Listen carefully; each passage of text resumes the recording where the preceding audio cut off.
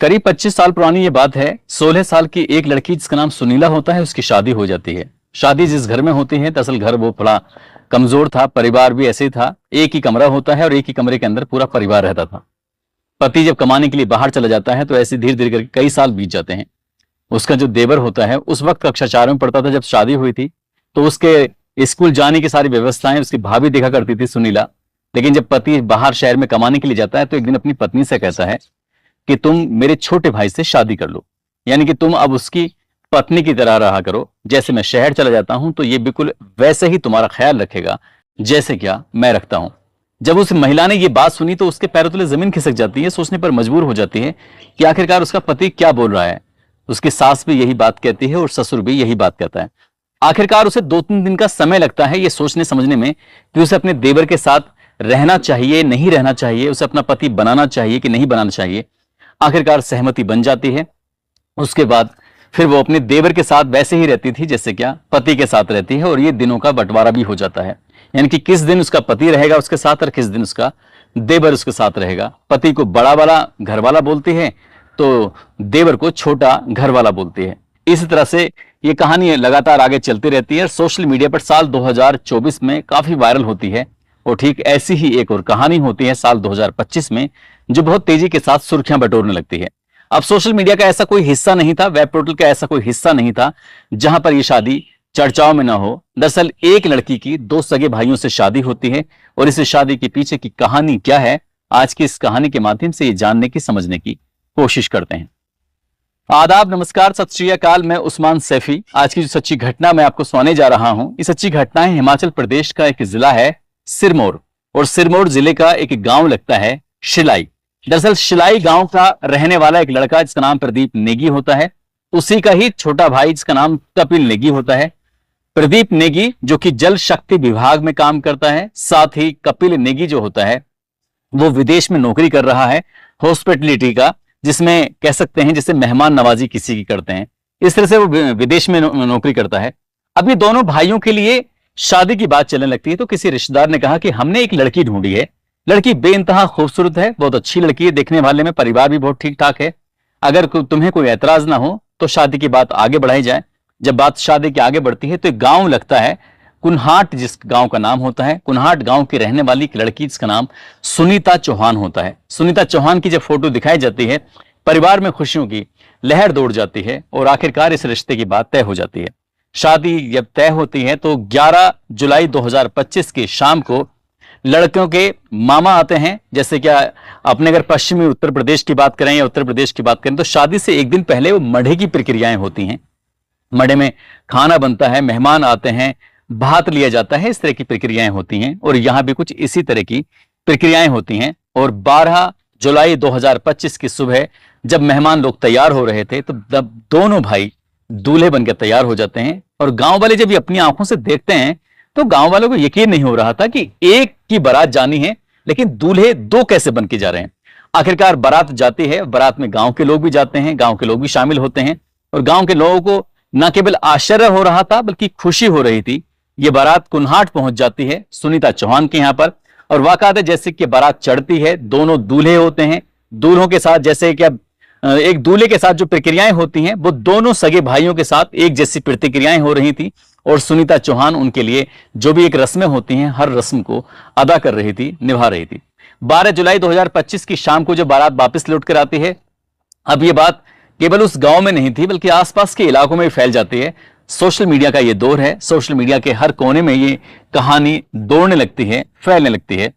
जब बारात आती है, दुल्हन आती है, उसका स्वागत होता है, उसकी मुद्दगाई शुरू होती है, और जो भी पूजा पाठ वगैरह होती है उसके बाद ये सारी प्रक्रियाएं होती हैं।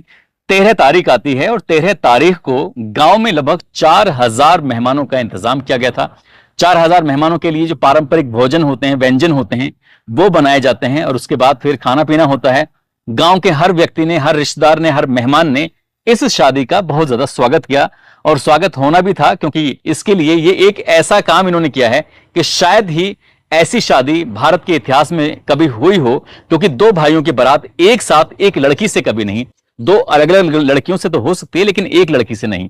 जब इस तरह का होता है तो सोशल मीडिया पर यह कहानी तैरने लगते हैं। हर कोई कहानी इसके बारे में जानना शुरू कर देता है। और इसी कहानी के साथ साल 2024 में जो कहानी वायरल होती है, सुनीला नाम की एक महिला की, सुनीला देवी नाम की एक महिला होती है, जो कि सिरमौर के जिला जमुना के गांव में उसकी शादी होती है करीब 25 साल पहले। जिस व्यक्ति से शादी होती है उसका एक सगा छोटा भाई होता है, जो कि कक्षा 4 में पढ़ रहा था, और उस वक्त वो स्कूल जाता था तो उस बच्चे का वो ऐसे बेटे की तरह ख्याल रखती थी। स्कूल के तैयार करना, उसके लिए खाना बनाना, सब कुछ काम करना, ऐसे चलता रहता है। कुछ दिन के बाद जब बीत जाते हैं करीब 4-5 साल 6 साल, तो उसका पति बाहर शहर में कमाने के लिए जाता है। उधर जो उसका छोटा भाई था वो बड़ा हो रहा था। एक दिन वो अपनी पत्नी से कहता है कि तुम्हें इससे शादी कर लेनी चाहिए, इसके साथ बात कर लेनी चाहिए, तुम दोनों पहले सहमति दर्ज कर लो। और जैसे ही उस लड़के के पिता ने और माँ ने ये बात सुनी, तो बहू से कहते हैं कि कोई दिक्कत नहीं, कोई परेशानी नहीं, तुम दोनों को शादी कर लेनी चाहिए। सुनीला को यह बात शुरुआत में अटपटी लगती है, लेकिन वो शादी के लिए तैयार हो जाती है। 3-4 दिन का समय लगता है सोचने समझने में, आखिरकार शादी हो जाती है, लेकिन बहुत ही गुपचुप तरीके से। अब वक्त आगे बढ़ रहा था, उनको धीरे धीरे करके बच्चे भी पैदा हो रहे थे। कुल मिलाकर 4 बच्चे पैदा हो जाते हैं अब इन दोनों भाइयों से। ऐसे ही जो सुनीला है उसके घर से थोड़ी ही दूर एक घर मीना का लगता है। मीना की कहानी और भी ज्यादा विचित्र हो जाती है, क्योंकि उसके पति सहित उसके 2 और देवर होते हैं, तो उसको दोनों देवरों से शादी करनी पड़ती है। यानी कि एक महिला के 3 सगे भाई होते हैं जो पति होते हैं उसके। अब ये आपस में एक बंटवारा करते हैं कि एक दिन इसको रहना है, अगले दिन दूसरे को रहना है, तीसरे दिन अगले को रहना है। इस तरह से इनका आपस में बंटवारा होता है कि किस दिन किस पति को रहना है। तब ये बहुत ज्यादा आसान हो जाता है जब पति बाहर कहीं कमाने के लिए जाता है, किसी दूसरे शहर में रहता है। तब पति अगर 2 होते हैं तो उसमें एक शहर में कमाने चले जाता है, तो एक घर रह जाता है। और पति अगर 3 होते हैं तो ऐसी स्थिति में फिर पत्नी दिनों का बंटवारा कर देती है और पत्नी वो उसके हिस्से में ज्यादा संख्या मिल जाती है। आखिरकार ये ऐसे चलता रहता है। ये उत्तराखंड और हिमाचल प्रदेश की एक प्रथा है, और इस प्रथा का नाम है बहुपति प्रथा। दरअसल एक बहू के कई पति होते हैं। इसे हम जोड़ी धरण के नाम से भी जानते हैं, साथ ही इसको द्रौपदी के नाम से भी इस प्रथा को जाना जाता है, पहचाना जाता है। जिस तरह से द्रौपदी के 5 पति होते हैं, ठीक यहां पर भी कुछ ऐसी ही कहानी होती है। लेकिन यहां पर ये धूमधाम से शादी जो होती है सिर्फ सबसे बड़े बाले भाई के साथ होती है। बाकी के साथ जो शादी होती है वो गुपचुप तरीके से होती है, एकदम शांत तरीके से होती है। लेकिन यहां जो होता है इसमें प्रदीप नेगी और कपिल नेगी वाले मामले में ये शायद संभवतः इस प्रथा में पहली बार ऐसा हुआ है कि 2 भाइयों ने धूमधाम के साथ शादी समारोह को अंजाम दिया। वो दुल्हन को लेके आते हैं और उसके बाद जो भी इनका आपस में बाकी बंटवारा होगा कि लड़की विदेश जाएगी शादी के बाद या फिर यहां देश में रहेगी, देश में रहेगी तो कितने दिन रहेगी और विदेश में रहेगी तो कितने दिन रहेगी, ये खैर बात की बात है। आखिरकार शिलाई गांव के रहने वाले विशन तोमर कहते हैं कि उनके गांव में लगभग 3 दर्जन ऐसे परिवार हैं।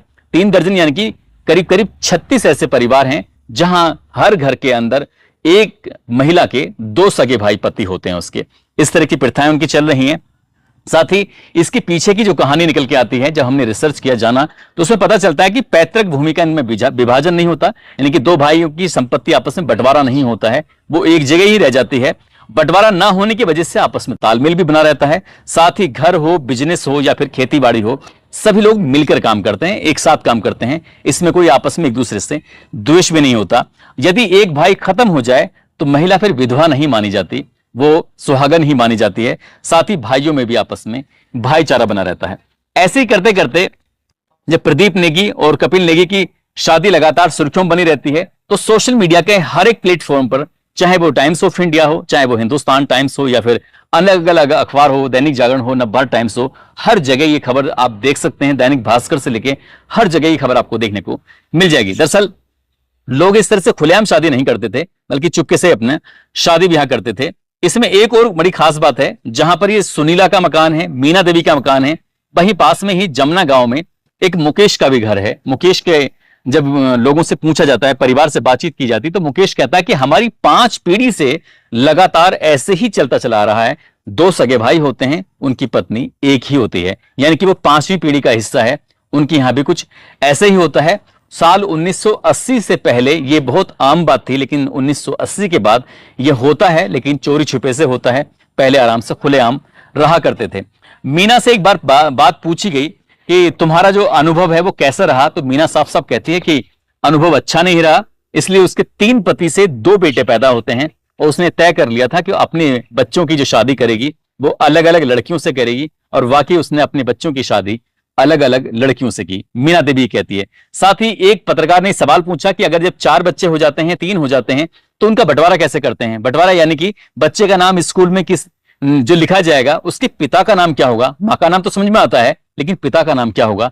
तो ऐसी स्थिति में वहां पर एक नियम है, वाजिब उल अर्ज करके एक, इसमें यह होता है कि बच्चे को गोद लेना पड़ता है। जो भी देवर होगा या फिर उसका बड़ा वाला घर वाला होगा वो बच्चे को गोद लेगा, और जब गोद लेगा तो ये तय हो जाएगा कि गोद लेते ही कि इसका स्कूल में जब नाम होगा तो पिता का नाम क्या होगा, मां का नाम तो सहज ही अंदाजा लगाया जा सकता है। इस तरह की कहानी प्रदीप नेगी की और कपिल नेगी की जब सोशल मीडिया पर वायरल होती है तो लोगों को बड़ा आश्चर्य होता है, लेकिन उत्तराखंड के और हिमाचल प्रदेश के कुछ हिस्सों में इस बात पर किसी को आश्चर्य नहीं होता, बल्कि खुशी मनाते हैं कि जब महिला की शादी होती है तो वो गुपचुप तरीके से होती है। यहां सम्मान के साथ दोनों भाइयों ने एक साथ शादी की है। अब बाकी की जिंदगी कैसे कैसे कटेगी, वैसे जैसे कटती चली आई है और लोगों की, वहां भी ऐसे ही कटती चली जाएगी। दोस्तों, इस पूरे घटनाक्रम को सुनाने का उद्देश्य किसी को परेशान करना नहीं है, किसी का दिल दुखाना नहीं है, बल्कि आपको जागरूक करना है, आपको सचेत करना है। और जाते जाते दिल्ली के रहने वाले हैं नाजिम अंसारी, साथ ही सोनाली निषाद हैं, आज इनका जन्मदिन है, इनको जन्मदिन की ढेरों सारी शुभकामनाएं, बहुत बहुत मुबारकबाद। और कुछ लोगों ने नाम लेने की अपील की है, जिसमें शेबू खान है, कमलेश कुमार प्रजापति, राजेश तिवारी, आरिफ अली, भूपेंद्र कुमार, सुशील कुमार यादव, श्रेयांश उपाध्याय, विपिन कुमार, चरण सिंह, अशरफ खान, धीरज कुमार, राहत शमीम अली, अरबाज हुसैन, सरोज त्रिपाठी, वीरेंद्र सिंह कुशवाहा, लोकेंद्र गौतम, रितेश कुमार, वीरू कुमार, नीतीश कुमार, दिलबर हुसैन। आप सब लोग अपना ख्याल रखें, सुरक्षित रहें। जय हिंद, जय भारत।